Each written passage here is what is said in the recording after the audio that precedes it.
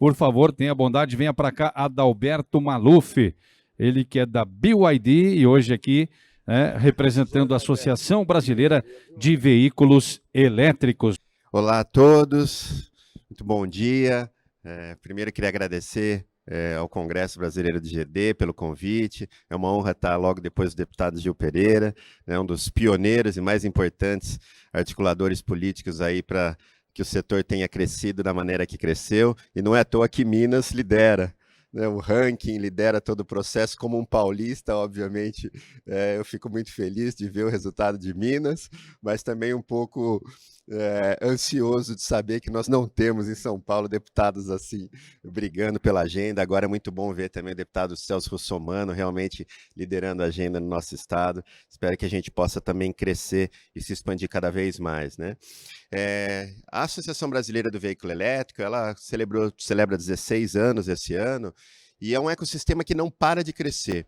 E a geração distribuída de energia solar e a eletromobilidade tem uma sinergia incrível, e provavelmente é um dos dois setores que mais se complementam. À medida que alguém compra um carro elétrico, o próximo passo é colocar um sistema solar, e vice-versa. E os números da mobilidade elétrica vêm crescendo muito no mundo, no Brasil, e os próprios números da associação. A associação saiu de 30 membros, 33 associados, há 2 anos atrás, quando o nosso conselho lá assumiu, para mais de 100 agora. E basicamente isso tem a ver com essa grande transformação desses setores, né? A descentralização, a digitalização, essa inteligência que vai vir para as nossas residências, e o inversor do sistema solar fotovoltaico, ele não vai simplesmente fazer a conversão a CDC, ele vai trazer uma inteligência embarcada muito grande, e o veículo elétrico cada vez mais vai ser usado como um atributo de inteligência nesse processo de digitalização, de uma economia mais compartilhada, digital, né? Então a nossa casa cada vez mais integrada, né, com bateria de segunda vida. Já temos hoje projetos importantes no Brasil, né? Você tira lá depois de 10 anos de uso no veículo, reaproveita o CPQD, CPFL, a Unicamp fizeram já BMS, projetos novos para reutilizar em sistemas de armazenamento de energia. E cada vez mais a gente vai ver esse excesso da geração distribuída sendo armazenada, né? Hoje a gente joga para a rede. Por enquanto ainda não pagamos esse pedágio, né, deputado Gil? Espero aí que realmente o requerimento de urgência do deputado Celso Russomano possa avançar a tempo aí para a gente ganhar mais 1 ano, que seja 2 anos, vai ser muito importante para o setor. Mas à medida com que a gente tem a taxação da geração, obviamente soluções behind the meter, dentro da residência das pessoas, com baterias, com veículo elétrico, são soluções para armazenar essa energia excedente no horário que você não está consumindo, e depois no horário de pico ou horário que falte energia. Então o veículo elétrico, ele tem um potencial muito grande de trabalhar como um ativo de flexibilidade, né? Ele traz serviços de flexibilidade, seja a nível local, seja a nível regional. A gente vê que a infraestrutura de recarga cresceu bastante no Brasil. A gente saiu ali de 1.250 estações de recarga em março desse ano. Olha só, 1.250 em março, quando a BVE fez o relatório do início do ano, e vamos chegar a 3.000 no final desse ano. Já está em 2.800. A nossa meta no começo do ano era chegar a 2.000. E vai chegar a 3.000 carregadores, 1/3 a mais do que a gente planejava no início do ano. Obviamente isso tem a ver com o aumento de vendas de veículos elétricos, né? Eu vou mostrar alguns números, são bastante expressivos. A resolução 1000 da ANEEL do final do ano passado, ela trouxe inovações importantes, ela de alguma maneira nos ajudou na regulamentação de algumas ações que precisavam ser feitas, trouxe segurança jurídica, né? No sentido de deixar bem claro que para vender energia para recarga de veículos não é exclusividade da distribuidora, né? Significa que qualquer ator possa investir para fazer a sua usina de geração solar, criar uma empresa que compra energia no Mercado Livre e distribua essa energia para a infraestrutura de recarga. Então esse é um processo que abre muitas oportunidades, porque quando você tem alguém para comprar a sua energia, a conta fecha fácil para a geração distribuída, né? Você tem alguém que vai consumir energia, é um investimento que se paga ali em 4, 5 anos, né? Aqui em Minas até tem lugar que se paga menos de 4 anos, né? Lá em São Paulo, na faixa de 5 anos, Então, estou garantido. Se eu consigo criar infraestrutura de recarga para os veículos elétricos que estão vindo e tenho a minha própria fonte de geração de energia, você vai poder vender essa energia praticamente 3 vezes mais cara do que é hoje a depreciação dela como GD na rede. Né? Então, a gente fala, vai gerar lá uma energia de GD no Mercado Livre, 30, 40 centavos. A distribuidora cobra 80, 90. A Raízen começou a vender energia lá nos postos de recarga, lá na Marginal Tietê, por R$ 1,50. R$ 1,50 o quilowatt-hora. E a conta fecha. Porque quem roda muito quer um carregador rápido e está disposto a pagar essa energia porque o veículo elétrico economiza 80% do custo operacional. Então, mesmo pagando o dobro da energia do que seria a distribuidora, as pessoas se investem em fazer. Então, as oportunidades que se abrem nessa integração dos ecossistemas da solar fotovoltaica, em especial, né, com a GD, obviamente a gente tem desafios, né, que eu tenho que mencionar, porque hoje ainda a nossa regulamentação, e a gente até tinha expectativa que a Resolução 1000 já lidasse um pouco com isso, hoje ainda no Brasil é proibido o V2G. Né, o veículo jogar energia para a rede não é algo ainda permitido pela legislação. A gente entende, tem questões técnicas importantes, do mesmo jeito que um sistema solar fotovoltaico é derrubado quando cai a rede, né, porque a gente não sabe se é uma manutenção, por exemplo, então se jogar energia na rede, você tem um problema de segurança. Né? Obviamente, um veículo elétrico teria mais ou menos o mesmo impacto, né? Você pode ali aumentar muito a tensão e eventualmente realmente gerar um problema ali de acidente, quem está fazendo a manutenção, mas cada vez mais a gente vê esses projetos avançando a nível mundial, então eu imagino que exista uma solução técnica que seja viável. Né? Então a gente vai ver uma evolução muito rápida desses setores, espero que a gente permita, pelo menos com que esses primeiros projetos que foram feitos pesquisa e desenvolvimento na chamada 22, sejam de alguma maneira considerados para essa nova legislação que vai ter que vir. E cada vez mais a gente vai ver que, ao se ampliar residências com GD solar, residências com veículo elétrico, residências com solar e veículo elétrico, né? Você vai criando uma complexidade um pouco maior para a rede. Então você vai ter lá a geração, eventualmente remota, eventualmente ali na residência, e o armazenamento que surge como uma tecnologia cada vez mais importante. E a bateria de segunda vida dos veículos elétricos vai ocupar um espaço gigantesco desse armazenamento. O preço das baterias, né, segundo a Bloomberg, até a Greener também fez um estudo recente, caiu 90% nos últimos 10 anos. Esse ano deu uma subidinha, né? O preço do lítio dobrou praticamente em função do crescimento da venda de veículos elétricos. Mas a tendência ainda é de queda. Então, provavelmente, a gente vai ver muito a ampliação dos projetos. A própria BYD, né, a empresa que eu trabalho, a gente lançou uma das maiores fábricas de reciclagem de lítio do mundo lá na China. E quando foi feito, eu tinha certeza que era a pegada ambiental que estava movendo isso. A gente começava a vender carro elétrico na Europa, eu falei, a Europa deve ter pressionado, agora eles estão dizendo que tem a reciclagem do lítio. E quando eles mandaram os PRs para a gente divulgar, não, isso é uma questão econômica. Custa 70% a menos reciclar o lítio do que comprar um lítio novo. Não é uma questão ambiental. Então isso significa que daqui a 3, 4...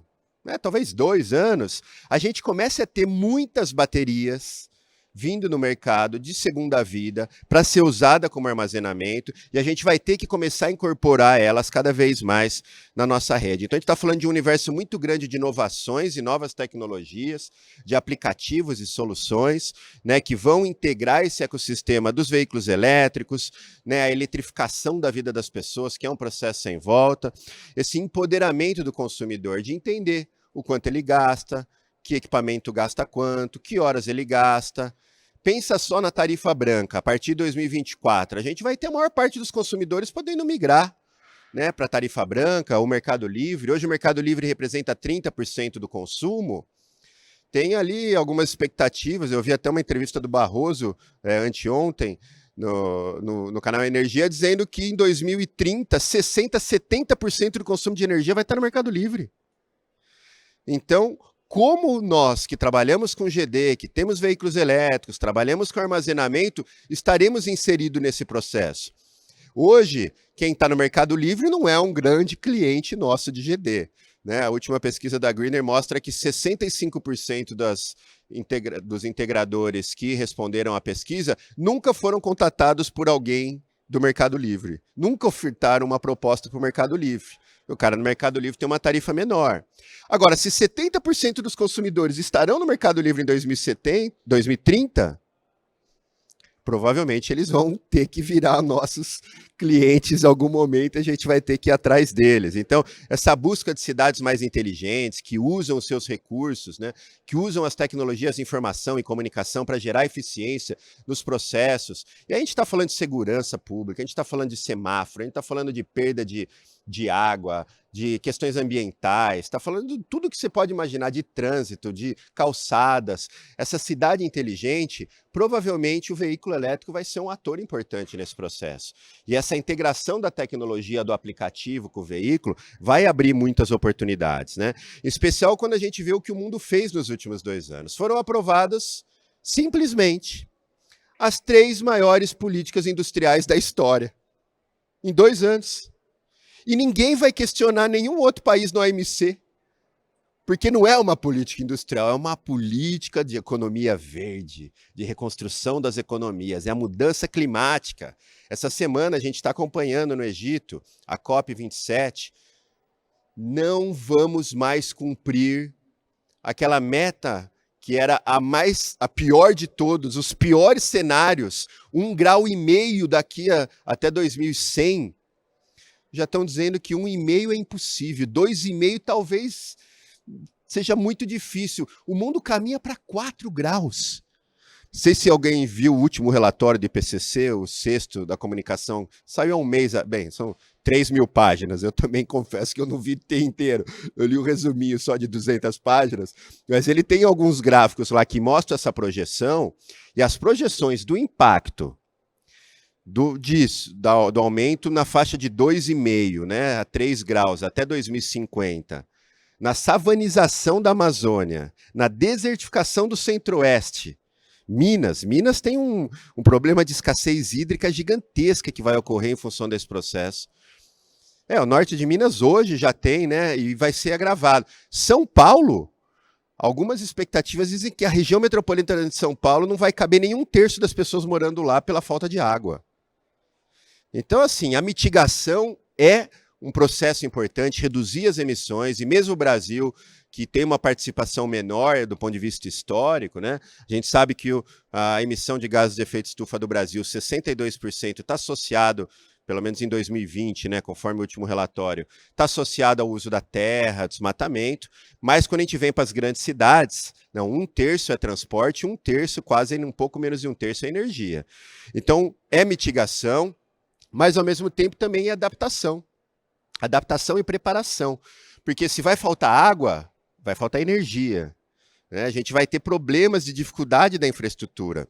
Então, a geração distribuída solar, junto com a mobilidade elétrica, sendo um ativo distribuído de energia, certamente nos ajuda nesse processo, né? Em especial o caso da América Latina, aqui em especial o Mercosul, a gente tem um acordo de livre comércio com a União Europeia. A União Europeia acaba de proibir a venda de veículo a combustão no continente em 2035. Tá aí. 2030, 2035, né? Demora 5 anos para uma planta, uma fábrica nova de veículos, né? Uma plataforma se pagar. No mínimo 5 anos. Você acha que alguém vai fabricar um carro que não seja elétrico a partir de 2030? Se em 35 não vai poder vender? 2027 entra o Euro 7 na Europa. O Euro 7 levanta a régua do padrão de emissão. Dizem que vai custar $2.000 mais caro para fazer um carro a combustão na Europa em 2027. Então, você acha que vai ter muitas montadoras investindo depois de 2027 para fazer motor a combustão? Tem como o Brasil estar desconectado dessas cadeias produtivas globais? As fábricas aqui em Minas. Minas é um hub importantíssimo da produção, né? A gente tem aqui na região metropolitana, em outros lugares. Eu sou da região de Campinas, interior de São Paulo, né? São Paulo, capital, claro, mas Campinas. A gente está falando de 25% do emprego industrial da região metropolitana de Campinas está no setor automotivo. Imagina? Uma Bosch, uma das maiores empregadoras da cidade, ela fabrica tudo do veículo elétrico. Mas aqui no Brasil, hoje, ela só fabrica coisa para veículo a combustão.